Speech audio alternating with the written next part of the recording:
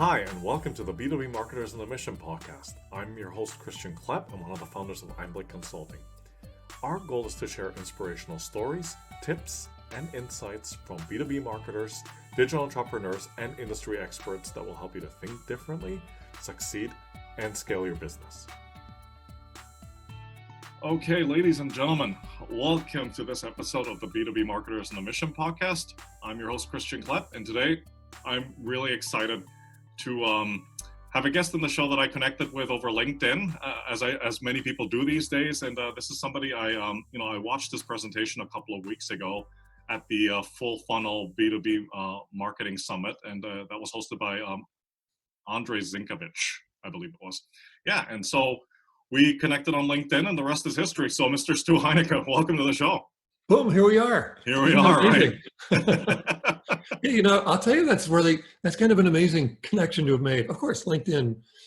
But Andrej did that from Croatia, I think. Yes, so, he did. And are you in Montreal? I'm in Toronto. In Toronto, I was so close enough. Actually. And then I'm on an island just a little north of Seattle. Mm-hmm. So I just find that amazing that we're making those kinds of connections. It's so easily, it's just nothing. But anyway, good to join you. No, likewise. And you know what I think is so brilliant about this connection, Stu, is I try to post I like to say meaningful content on LinkedIn on a regular basis, and very few people actually reach out to me and have the kind of conversations that you and I have had. So this in itself is gold, right? Nice. All right. Well, why don't we get this started by you telling us a little bit about yourself and what you do? I wrote a couple of books about getting meetings. And the thing is that throughout my career, I've had this crazy unfair advantage. And unfair advantages are great, aren't they? I mean, we should all have them, actually. Absolutely. So I had this unfair advantage in that I was a cartoonist. And the first thing that I produced as an entrepreneur was, I don't know what I should, anyway, as an agency, was direct mail campaigns that used personalized cartoons. So, and I'm now one of the Wall Street Journal cartoonists. It just gets worse and worse. I mean, the unfairness of it gets worse and worse. Yeah. Not the cartoons, I hope, but and so I've used cartoons my whole career. Now, the interesting thing is, I've used them to break through to presidents and prime ministers. I broke through to, I don't know if you'll remember him or not, but Brian Mulroney. Yes. On behalf of the NHL. So I've broken through to people I should never be able to break through to. But on the other hand, well, I guess I've changed my mind about that. I guess I am supposed to break through to them.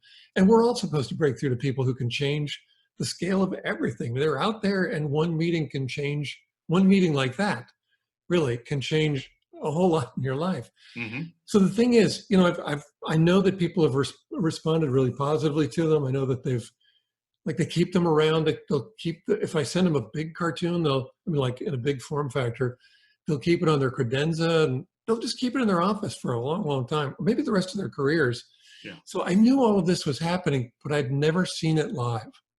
So this video I want to share with you is really cool because I sent a really, really interesting, like the most interesting cartoon package I think I've ever sent. Okay. It's a multi-panel cartoon, and the recipient's name is, all of it's done by hand. So because it's it's the bubbles, the quote bubbles that are in the art. Right. So it's all done by hand. The piece that I put it on, really freeform cut. It was really a cool thing. Put it in this cool box.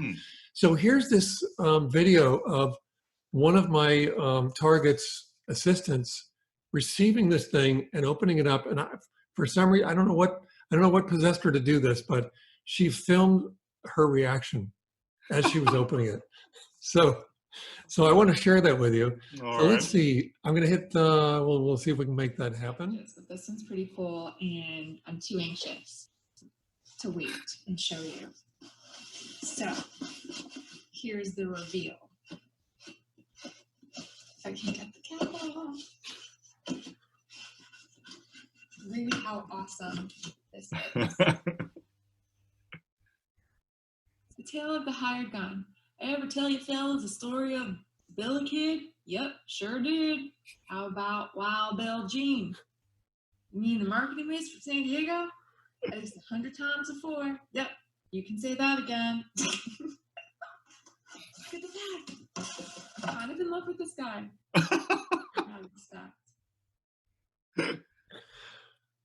All right, so we're going to go back. Isn't that what you want when you're reaching out to someone? Right?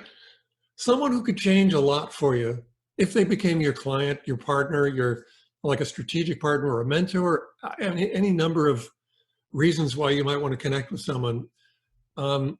You want them. I mean, here's his assistant saying she's in love with this guy, right? So here's the whole point. When we do this, when we use contact marketing, that's my term for it, but when we use contact marketing to reach out to people who can change the scale of everything in our lives, we're interrupting them, right? I mean, they weren't waiting to hear from us, so we're interrupting them. Well, what better way for that? What better reaction could you possibly elicit in them than having them say, well, like the assistant say, I'm kind of in love with this guy, but also just, I love the way you think. Absolutely. I mean, they're going to look at him and go, wow, oh my God, look at the way this guy thinks or this woman thinks. That's incredible. And so that's the way, I think that's the way we ought to start every new connection, every new relationship with someone that we hadn't known before, someone who's very important to us. That's the way to start them. That's an incredible story, and what a way to kick off this conversation. And to the point about like who you are and what you do, I think you've all of that just pretty much answered that question, right? Like that's true. We don't even have to talk about it anymore. Exactly. But like Stu, going back to what you just said earlier, about that you probably over the years came up with this concept of contact marketing, with the purpose or the objective of like trying to get those meetings that you want. And as as your book says, with anyone, with the people that you want to talk to, right? So how did you come up with this idea? Like, did you come up with that when you were, when you were working as a cartoonist? Or? Well, so here's what it was. I think the craziest, well, certainly one of the craziest backgrounds I know of, because I'm a cartoonist. I'm in the Wall Street Journal. Mm-hmm. Not every day. Don't go checking. I'm in the Journal. And I'm also, but I mean, my education's all in marketing. So I've been combining cartooning and marketing my whole career.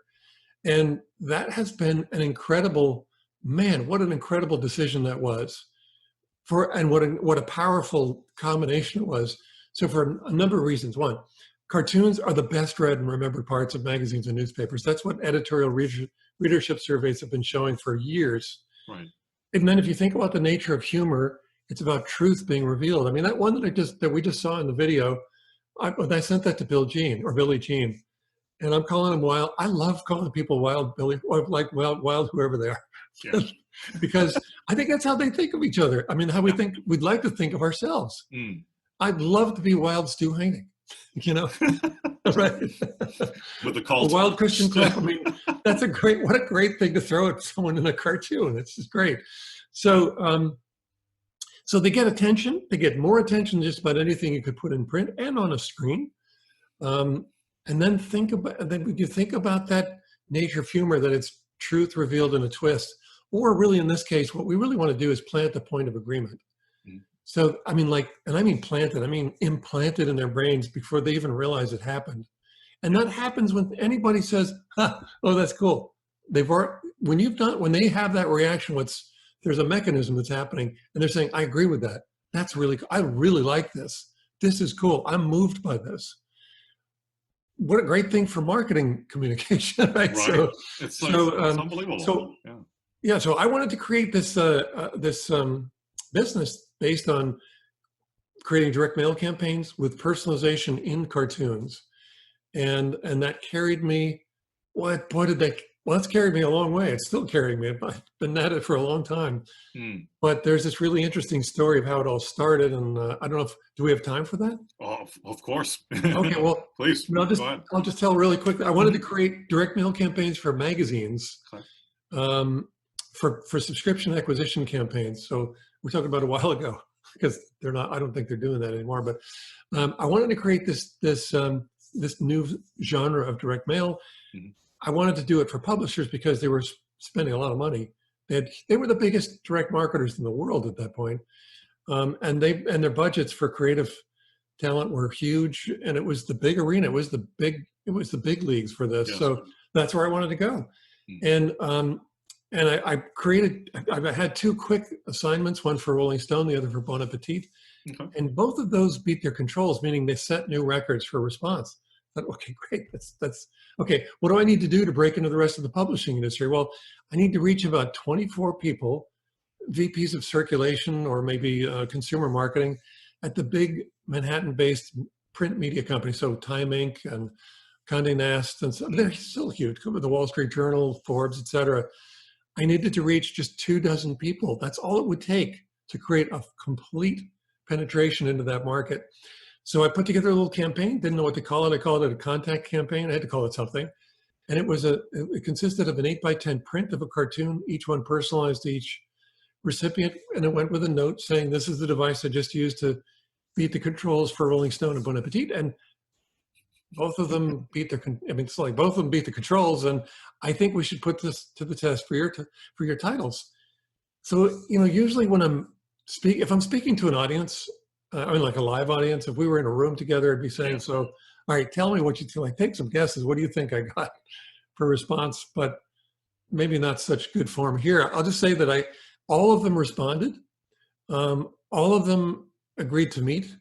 All of them became clients. So it was 100% response rate to that campaign and 100% conversion on the back end. 100%. It was worth millions of dollars to me, and it sprang from that one campaign that I spent about $100 on.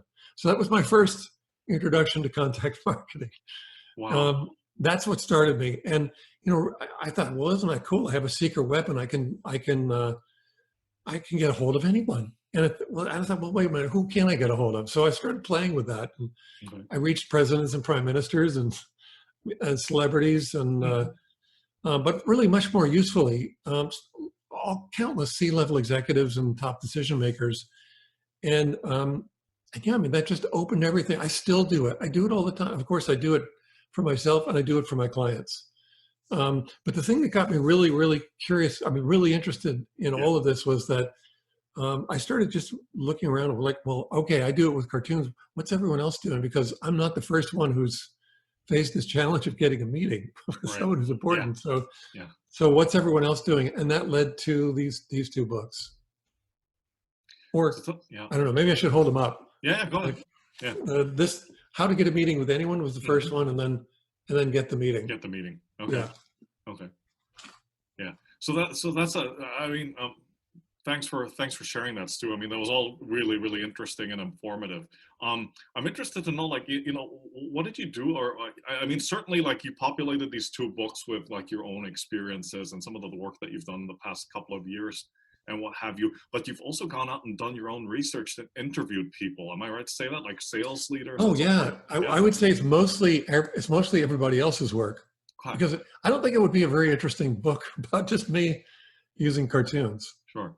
So there are some unbelievable stories out there of really, truly audacious, pardon me, audacious things that people have done to to make those connections. And it goes all the way back to Leonardo da Vinci. He was hired as a contact marketing agency, I guess. No, friend of yours, right? Like now he is. So the Mona Lisa was like a DM piece. No. But if there's a horse head, there's a lute that he made out of a horse's skull. Okay. And that was a gift that was commissioned by one of the de Medici family members as an outreach campaign to introduce himself to the Count of Milan. Wow. So it goes, and you know what? I'm sure it goes back much further than that. People have been using gifts. Probably when cavemen, they'd give each other a squirrel. Well, I just wanted to say hi. Let's see if we could connect somehow and maybe collaborate. Well, it's all for the sake or with the objective of trying to get attention in the right way with the right target audience, right? Hey, it's Christian Klepp here. We'll get back to the episode in a second. But first, is your brand struggling to cut through the noise? Are you trying to effectively reach your target audience and boost your sales? Are you trying to pivot your business? If so, book a call with Einblick Consulting. Our experienced consultants will help your B2B business to succeed and scale. Go to www.imblink.co for more information. Stu, there's something I found these statistics, and I think these are just too good to keep to myself. So I'm gonna share them with you. Some of these are from your website. Many of these are obviously from the research that you've done over the years, and I think you also wrote an article for the Harvard Business Review. But I've got to share these statistics with the listeners because these are just jaw-dropping. And then I'll ask my question. So, highest response rate recorded was 300%. Right, that was the first point. Yeah. The second point just completely blows my mind. I got to make sure that I've got all the zeros right here. Highest recorded ROI from a contact marketing campaign. I'm just going to glance at it again to make sure I got it right. 69,500,000%. Yep. New baseline for response is 100%. And then you interviewed, as you rightfully alluded to a couple of minutes ago, you interviewed the top 100 sales thought leaders throughout the world, right? And you discovered that they were kind of following the similar sales technique, but nobody really had a clear name or label for it, right? Well, that's true. And then you dubbed it contact marketing. And you noted that the response rate from these guys and their teams when they were using these techniques, that the response rates were anywhere between 60 to 100%. Okay. Yep. So now besides the fact that I dropped all these bombs here, why do you think it's so effective? Well, there are a lot of people that are, I'm just going to relate it to LinkedIn. We all have experiences on LinkedIn. Mm-hmm. So there's some people who reach out and they say, you know what, I noticed that you do this, or you said this, or they've done their homework. Yeah. In other words, I noticed that you said this in an article, and I just wanted to ask, is that did you mean this, or did you mean that? Or I'm a big fan of your books, or I've read your books, I bought your books. Like, that'll get me every time. I'm so flattered, that people buy the books. Yeah. So I'm always, it's like, man, thank you so much. What an honor to connect. And it is, because it's an honor to connect. It's an honor to touch people in that way. I mean, it really is. I don't know. It might seem like authors are off in some ivory tower somewhere and they're removed from all the reality. No, it's a huge honor when someone just buys your book, and if they say that it changed their lives, wow, that's stunning. I mean, that you're changing my life when you tell me that too. So, but then there's another type on LinkedIn who connects with you, and sometimes they'll send this very generic. I notice we breathe the same air, and we have the same two eyeballs, and just thought we should connect. Well, actually, it's more like I noticed that we know maybe some of the same people in common, and just would enjoy having you in my network, and maybe get together and find out about what you do. What? Why don't you just Google Stu Heinecke? Or you could, we all have profiles. Could you take a look? Yeah. If it was sincere, then take a look. And then the worst one is just, hi, thanks for connecting. This is what I do. And they go on, this long, several paragraph explanation of their pitch. Awful, terrible stuff. Well, look, we're creating, here's the thing. I think we're creating what I would call flip moments. It's not a term that's in my books, but we create these flip moments when people go from, well, again, I was mentioning that we're interrupting people, right? Yes. When we reach out to someone that we don't know, well, they weren't expecting you to do that. And so they don't know you, they didn't know you existed. So when you're interrupting someone, man, make it worth their time and be respectful and insightful. So just sort of knocking on someone's door, it's really knocking on someone's head here now, saying, hey, would you like to hear about my window cleaning services? Hell no. Why would I want that? How irrelevant can you be? So, and how ham-fisted can you be? It's just, I will block those people. I'll certainly drop the connection, because they're not, I don't know, there are all these trite things that people could say they're not adding value.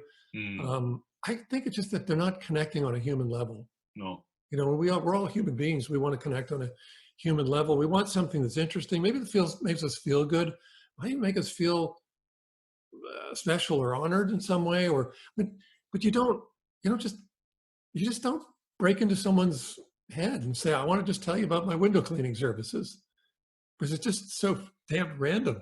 It's ridiculous. Well, I believe that there's a term. They So- actually coined a term for that action, and it's called pitch slapping, right? So Yeah. Well, It's just- it is like a doorstop, I can tell you that. yeah, So yeah. so why does contact marketing work so? Because I think it reflects there's a lot of creativity and imagination and smart thinking behind it, and probably doing in most cases doing some homework. There's audacity. These are the kinds of people I like to hang out with or associate with anyway. Yeah. If you do something like that, what else do you have? You know, Yeah. what else do you have up your sleeve? But it's the kind of sorry to interject, but there's kind of like fun audacity. It's not the audacity where it becomes offensive, or that type. No, but you certainly are someone's taking a risk. They're Sure. They're doing something that's fascinating. I'm just trying to think. I could show you an example of something I love. Yeah. That I think shows the audacity. Sure. Right. So this is a fake coffee spill. I love this thing. I mean, as a kid, I would have bought this at a joke shop. You know, Yeah. It's so cool. But with my coaching clients, I have them. We produce these, so they go out and they have custom made cups done first. So it's kind of like a business card. It has their logo and their contact details. Right. And then we get those converted to these coffee spills. Now, what a cool little device. If I came by your office, but your receptionist said, no, Kristen's not available, I'd say, cool. Can I just leave this for him? Yeah. Look at this. I'm not leaving that behind. Right. And But so, I immediately grab the tissue and go, oh, what the heck is this? yeah, well, I mean, you know, if your receptionist didn't, that would be a really cold-hearted receptionist if they didn't say, wait, hold on a second, let me see if he's available. Right. But let's say you weren't available, truly you weren't available. You leave this behind with a note inside, maybe a Starbucks or Tim Hortons, depends on where you are, gift card, right? And the note, a little note that says, hey, sorry, we missed each other, but I'd love to have a cup of coffee with you, let's say virtually over Zoom or something. What a great way to introduce yourself. And I guarantee you that's not going to get thrown away. I think it'll sit on somebody's desk. Kind of like the cartoons that, I mean, when I send cartoons now as contact devices, they're big.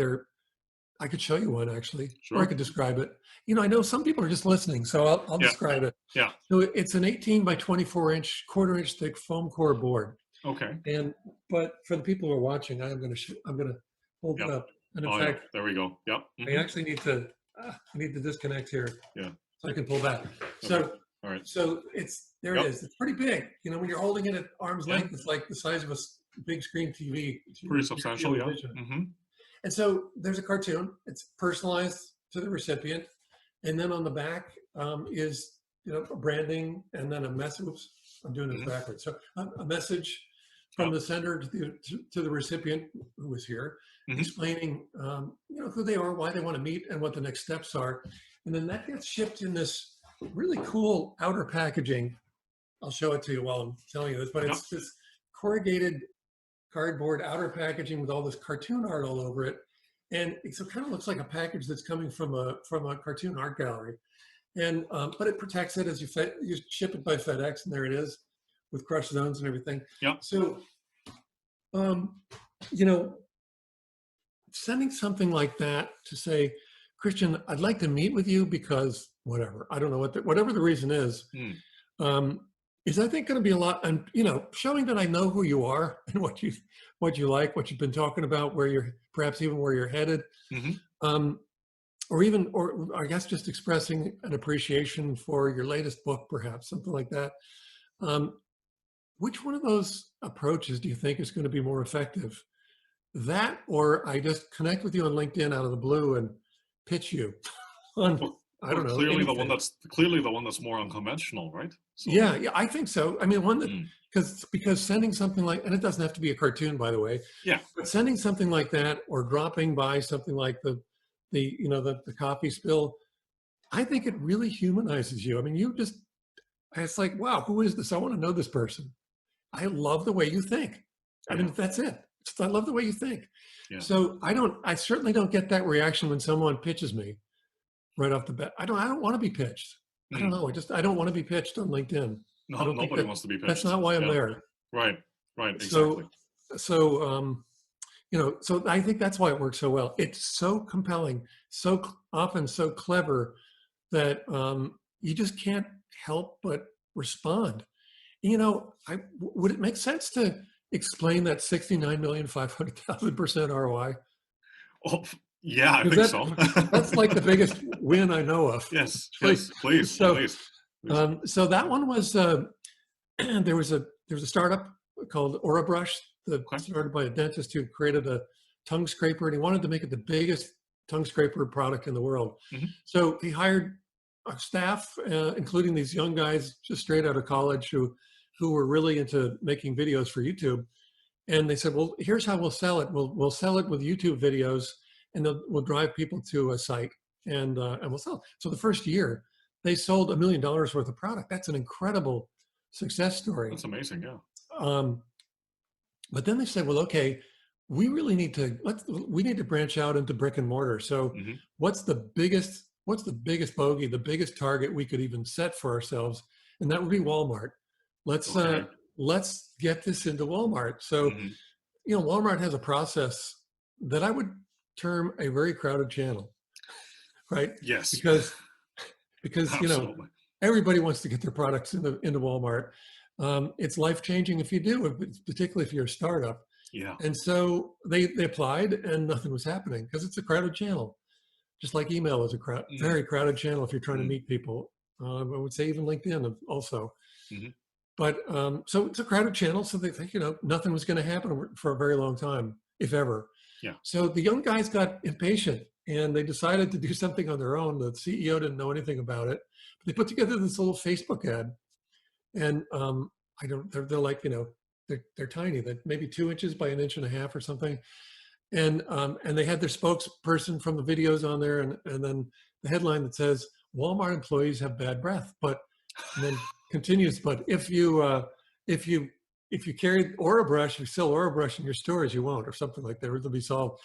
So they put that onto Facebook, but they were very careful about what they did. I mean, they specified the zip code in Bentonville, Arkansas, where the headquarters are for Walmart, and then different. I mean, whether an age range of, let's say, 35 to 45. They're thinking they wanted to reach the senior buyer for dental products, and then education levels. Basically, what they were trying to do was hit just the headquarters of Walmart, and they succeeded because within 48 hours, they heard from.